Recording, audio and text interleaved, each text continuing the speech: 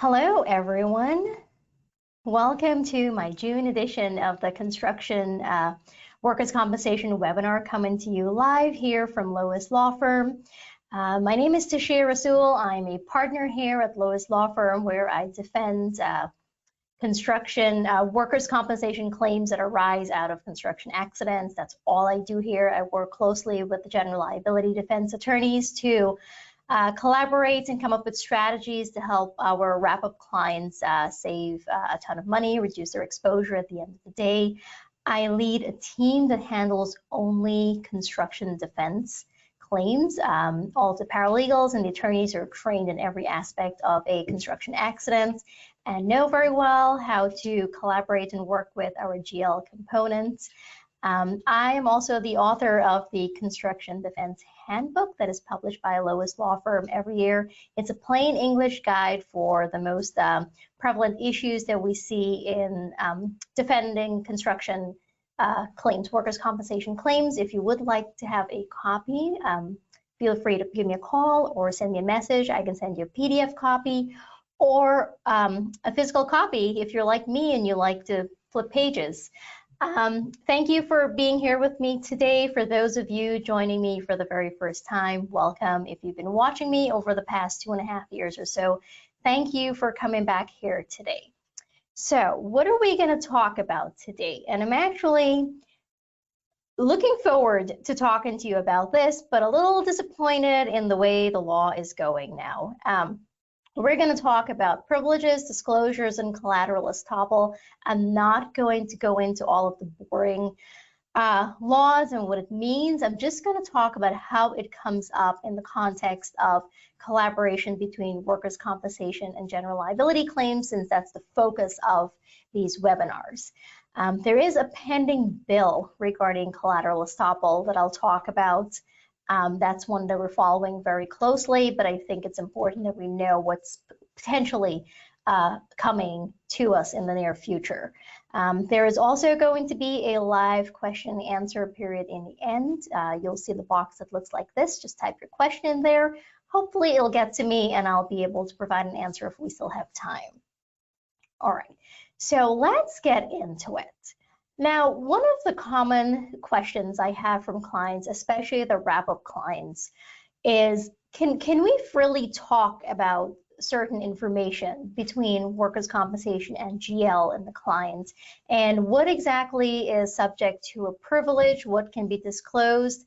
What cannot be disclosed? And how can we use the workers' compensation findings to do something in our general liability claim, right? Whether to increase the speed of discovery or to talk about settlement or prepare for a trial. So one of the, let's start with attorney-client privilege. Now, this is the communication between the client and the attorneys. I think we all know about this. That's generally not an issue in workers' compensation. We never really have anyone asking for us to disclose any of the things that we talk to our clients about, any type of analyses and strategies and so forth. The one that we usually get a question about is the common interest privilege. And this is really when, so it's the attorney-client privilege when there are different parties, have different lawyers, but the same common interest. So this plays into the wrap-up scenario, because for the workers' comp claim, you have one attorney handling the defense of that. And then for your general liability claim, you have a different attorney handling that. But it's the same client, right? Especially if you're still within the deductible, the money is coming from the same pocket. And so that client has an interest in what's going on the workers' comp side.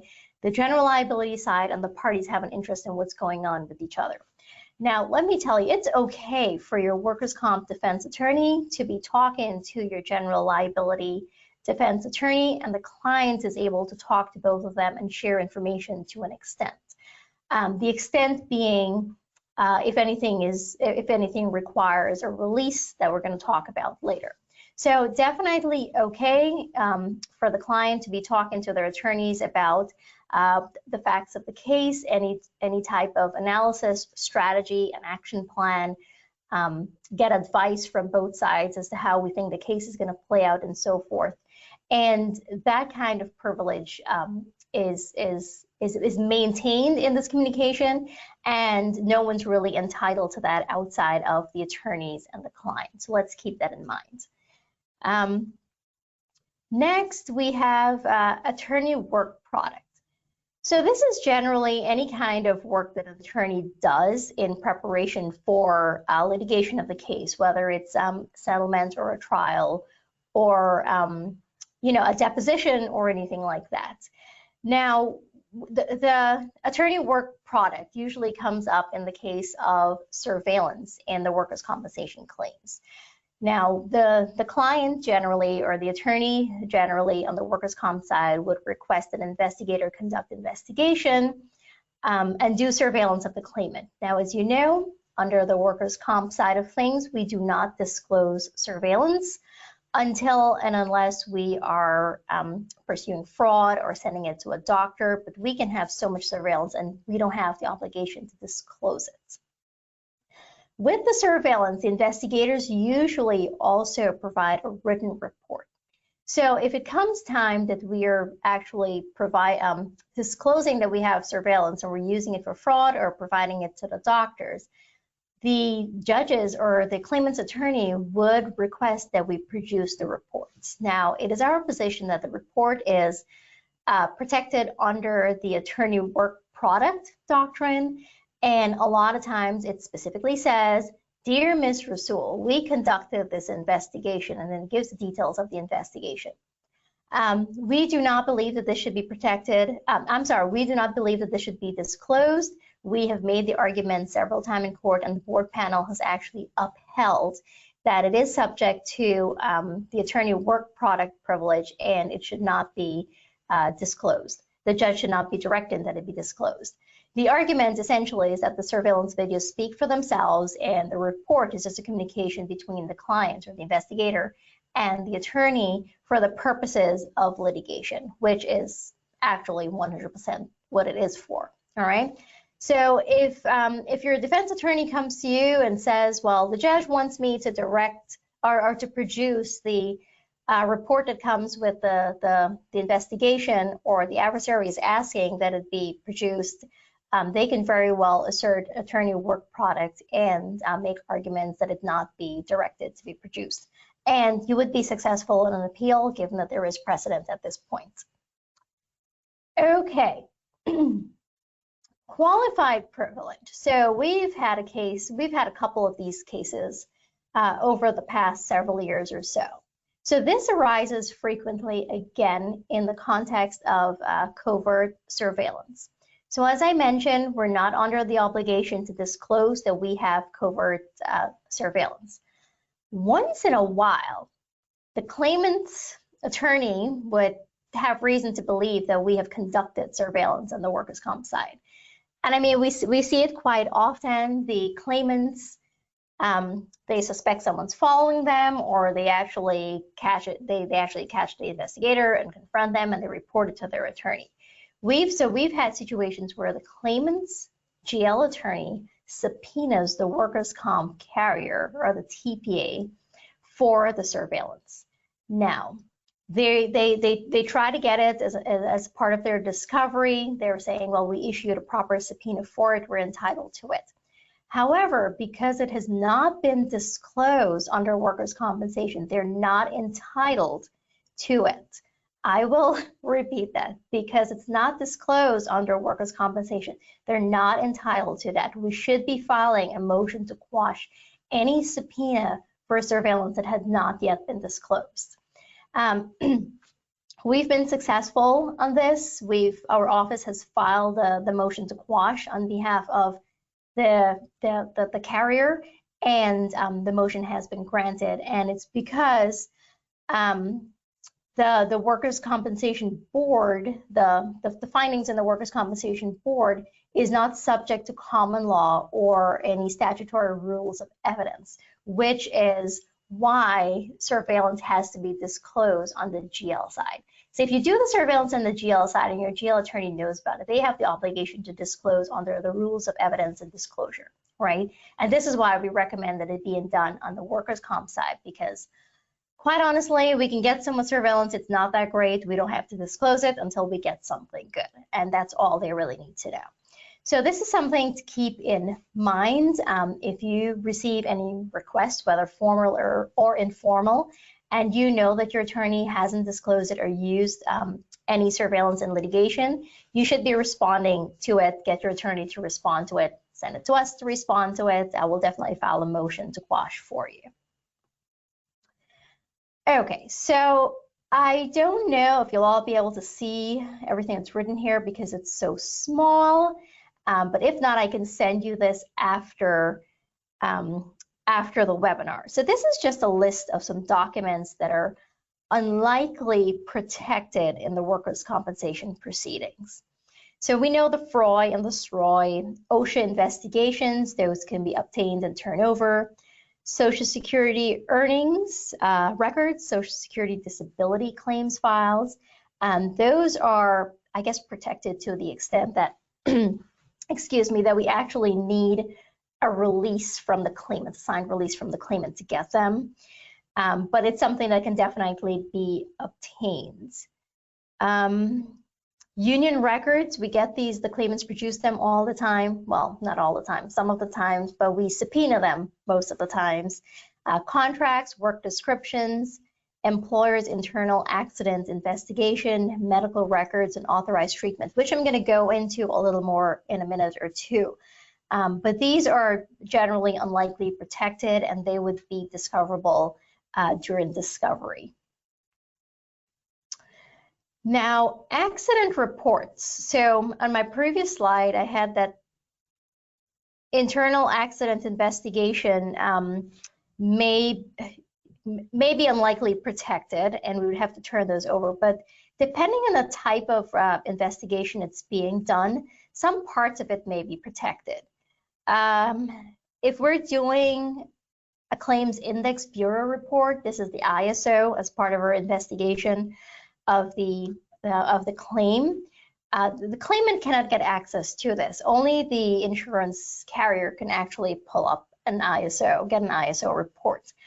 On-site investigations, and these are generally the cloaked investigations where the attorneys would go with the investigator or not, but it's being done for the employer or the insured. These would generally be protected. We're not turning over any of the reports. The witness statements are the ones that you might want to produce if you're going to produce a particular witness for a deposition or any sort of testimony or anything like that. It's all dependent on what it's being used for. And then surveillance of the plaintiff and claimant. Those are the reports that we talked about. It's our position. It's part of attorney work product, and it should be protected. But depending on the strategy of the case and what's in the information, you might want to you might decide to turn it over if you think it's going to help your claim. But these are all components of like a general accident investigation that may be protected or generally protected from disclosure, that is. All right, we also have social media investigation materials. So a lot of times the clients, when they are doing surveillance of the claimant, they would also do a social media and a background check. This is, since it's covertly obtained, we don't have an obligation to disclose it to the claimant or his attorney until after we raise fraud or use it for some kind of litigation. On the GL side, though, it is revealed prior for testimony. This is the same as the surveillance, where if they know about it, they have to disclose it. Forensic experts, same thing, except that there's no disclosure method that exists to force the employer carrier to divulge that we actually have forensic reports. So depending on how you're going to use it, that's when you're going to disclose it. And things like environmental studies, air quality studies, and so forth. Again, there's no disclosure method to force the employer carrier to say that we have this information. We can very well use it to come up with a strategy and then disclose it whenever it's being used in litigation. All right, so a couple of things on disclosures. So the biggest one that we see is with regards to the medicals, right? And getting assigned HIPAA. The board uses its own form, the C-3.3. And while that's supposed to be sufficient, some facilities just don't accept it. They want a HIPAA. And some facilities, like a lot of the larger hospitals, they actually have their own form that they would send to us, send to the claimants. Has the same information, it's just different format maybe. But as you know, HIPAA is it's very important, right? Because we're talking about a claimant's medical records. It contains all of the information about their health and treatment, and that's something that's very personal. However, workers' compensation is based on, number one, the fact that an accident occurred, and number two, the treatment that the claimant's receiving, right? Because we're paying for medical benefits, we're entitled to the information pertaining to his treatment and also prior treatment, because that would also factor into whether we're responsible for the injuries or the treatment or apportionment and so forth. Now, employers, workers' compensation insurance carriers, physicians, and other participants in the workers' comp system, they can share protected health information, PHI, in connection with the workers' compensation claim because of three exceptions, right? And they are specifically if this disclosure is necessary for the workers' compensation claim. And like I mentioned, it's necessary because it is your claim is based on your health condition, pretty much. It's driven by your health condition. If the disclosure is required by the state or some other law, so workers' compensation law actually requires the disclosure.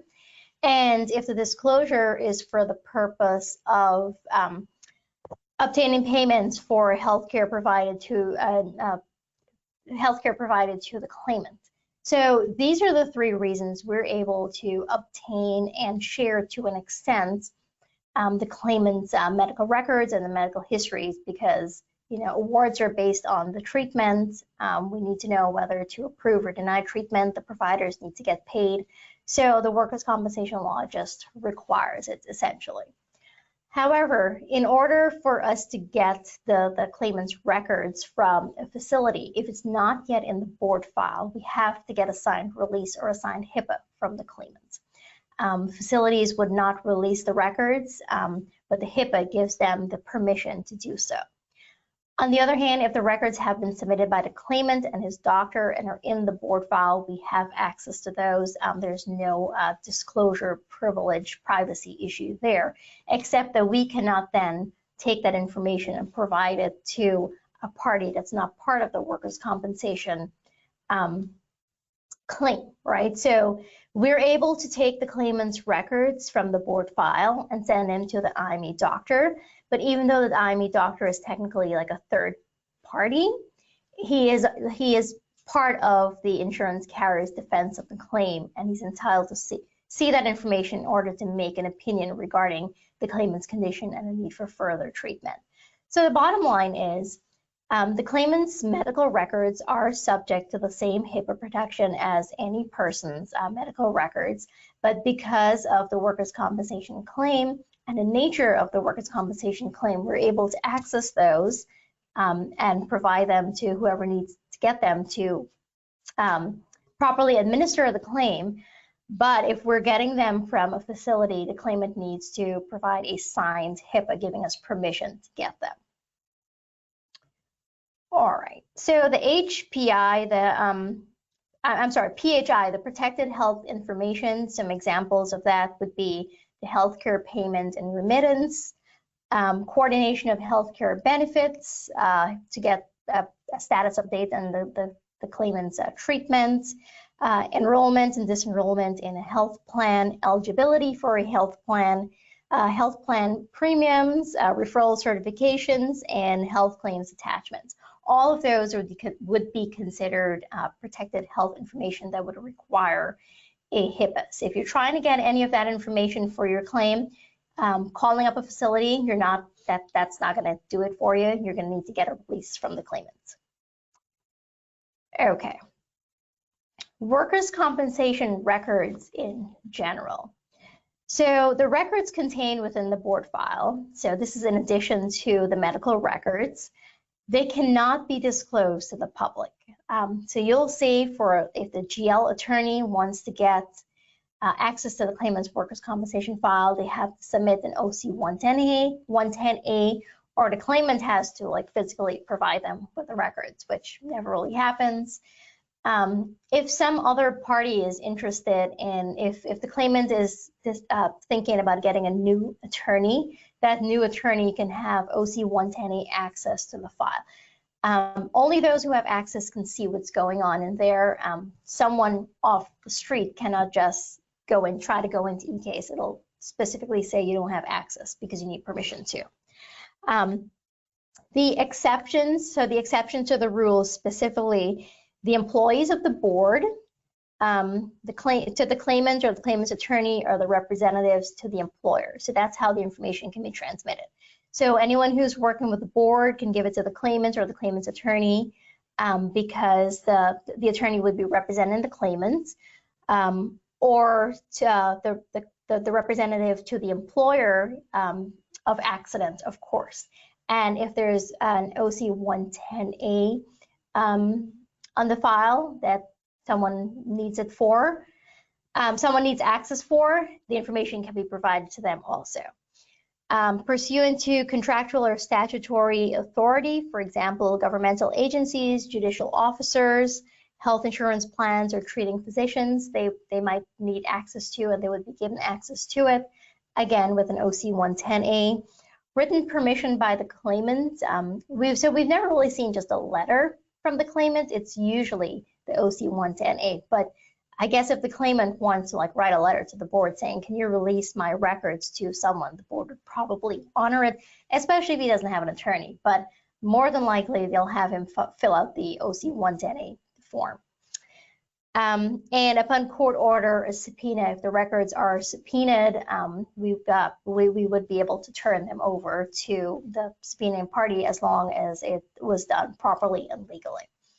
All right, so that's it for the workers' compensation records in general. This usually comes up when the client is trying to get your workers' comp and general liability counsel talking. So we have to be careful about what information we can share. Do they have a release for the medical records? Can we provide them with the SROI and like the accident report? But what can we not provide them with? So those are all the things we need to think about. And I think that's why it's important to know the rules of disclosure on the workers' comp side and what exactly needs a release and what's okay to turn over. All right, so in terms of discovery, there's really no formal discovery process in workers' compensation, which is a good and bad thing, right? Honestly, the bulk of the discovery comes from the defense side of it. When we're denying a claim or even an accepted claim, or we're trying to get all of the information, all of related to the accident, all of the prior health information, we need to have the witnesses and so forth. We're always requesting releases or get the information from the claimant, or to have the judges direct the claimant to produce the information. Claimant, on the other hand, what do? They submit a P at 16.2 that's usually pretty deficient, doesn't have any information that would help us in the defense of the claim. And if we don't ask for something, we wouldn't get it, which, I mean, I guess that kind of makes sense, but, the claimant wouldn't even tell us, like in his pleadings or his C3 sometimes, who witnessed this accident or who his supervisor was, which we have to ask for that information, which sometimes delays our quote-unquote discovery that we undertake on the defense side. The claimant relies on e-case, so what's there, what's not there. He tells his doctor to submit the medicals. If they submit it, it's there. If it's not there, then we try to get the judge to direct him to do it. And then it results in us having to issue subpoenas and filing appeals and so forth. So it's really not a smooth, it's not a smooth discovery process on the workers' compensation side.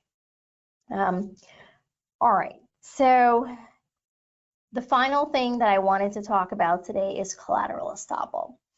collateral estoppel is the key to collaboration between workers' compensation and general liability defense.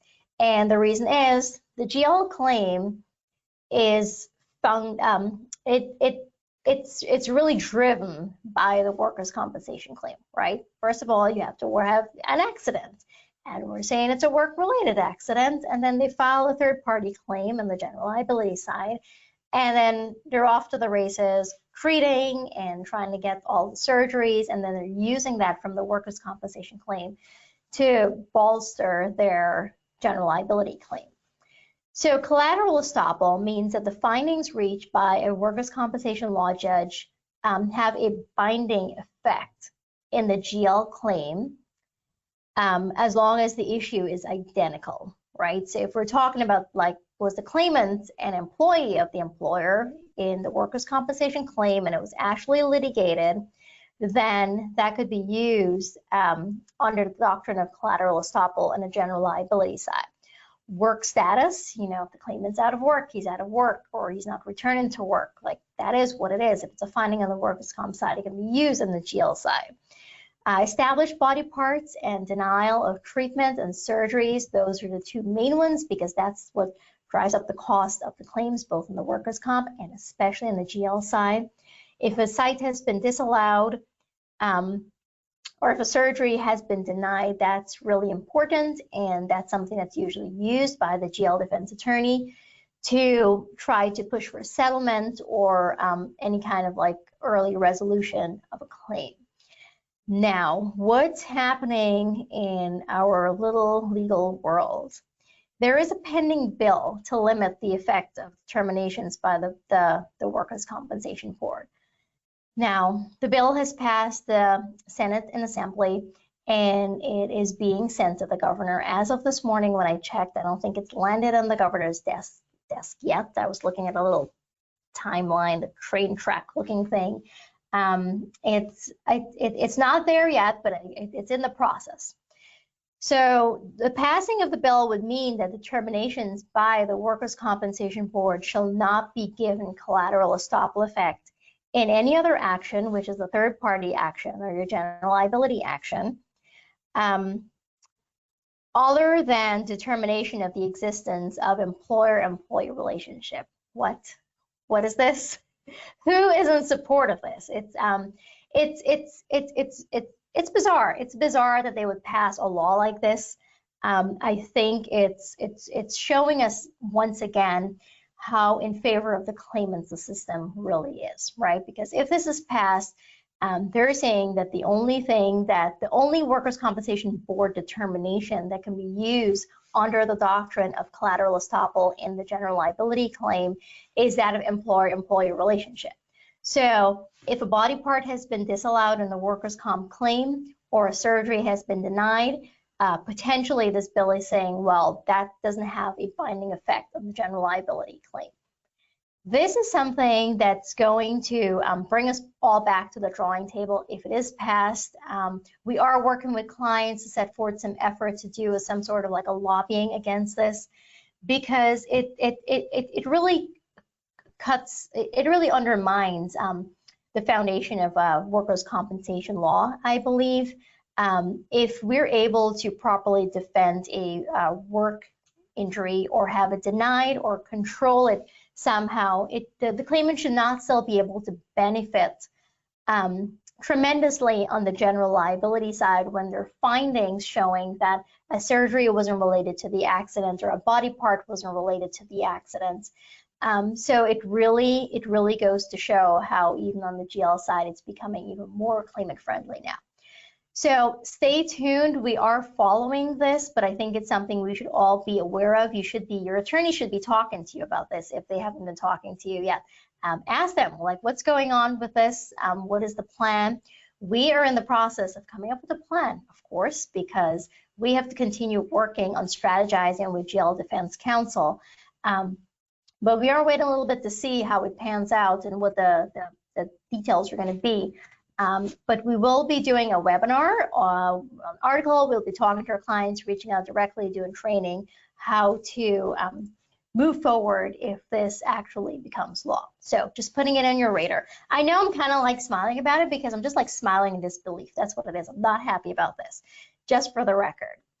All right, so that concludes my presentation on privileges and disclosures and collateral estoppel. Those are some of the main legal issues that we see in, when we're collaborating with general liability counsel, and they are the focus of the questions that we get from the client. Can we do this? Can we do that? Can we release this? Can we disclose this? So I think it's good to have a nice overview of what's allowed and what's not allowed. All right, so next month we are going to talk about coordinating multi-jurisdictional defenses using milestones. So there are some milestones in the workers' compensation claim that every time it happens, it should be like a trigger to reach out to your GL counterpart. And same thing in the general liability claim, when it happens, it should be a trigger to reach out to your workers' compensation counterpart. So next month's webinar is going to be on August 1st. Let's see if there's any questions. All right.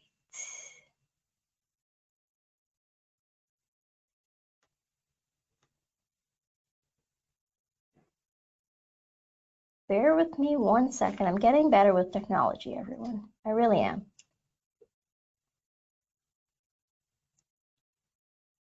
Okay, I don't see any questions. Hold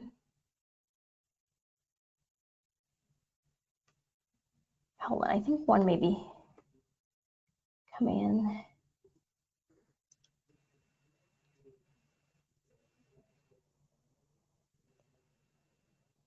Okay, so no, it's not.